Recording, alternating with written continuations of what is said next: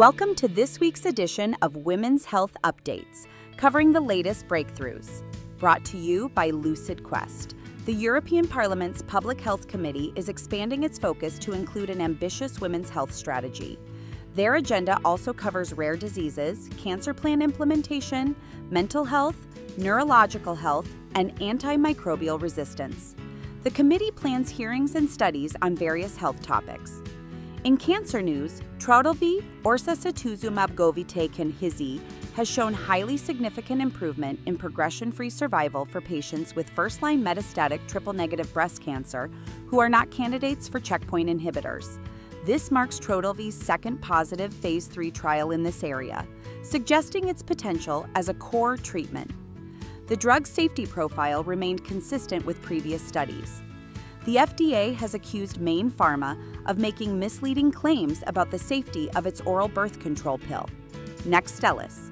The agency states that claims suggesting Nextstellis is safer or has less impact on the liver and breast tissue than other estrogens are unproven and potentially deceptive. Nextstellis is contraindicated for patients with a current or historical diagnosis of breast cancer. The World Health Assembly has approved a resolution to restrict the digital marketing of breast milk substitutes, closing a significant loophole. The WHO will provide technical support to member states for implementing new guidance. The resolution also highlighted global challenges in meeting maternal, newborn, and child mortality goals and the rise in preterm birth complications. The FDA has lifted a 19-month clinical hold on GSK and Synexis's drug, camlabicivir, for recurrent vaginal yeast infections.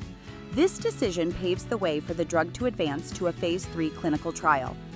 New guidelines suggest offering non-invasive ultrasound or pelvic MRI as first-line diagnostic options for individuals with endometriosis symptoms.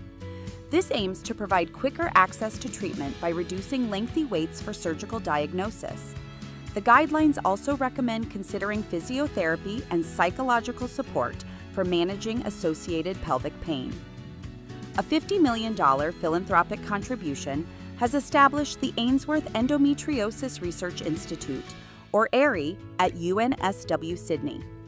This marks a world-first initiative aiming to revolutionize endometriosis research, diagnosis, and precision treatments globally. AIRI will adopt a collaborative global approach, bringing together experts worldwide to accelerate scientific breakthroughs. Pfizer has launched an outpatient campaign in the UK to raise awareness among healthcare workers that LGBTIQ+ patients have a higher incidence of cancer.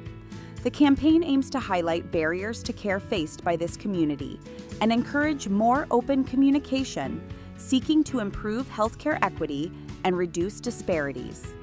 The FDA has cleared Fujirebio's Lumipulse G-beta amyloid ratio 142/140 blood test for diagnosing Alzheimer's disease.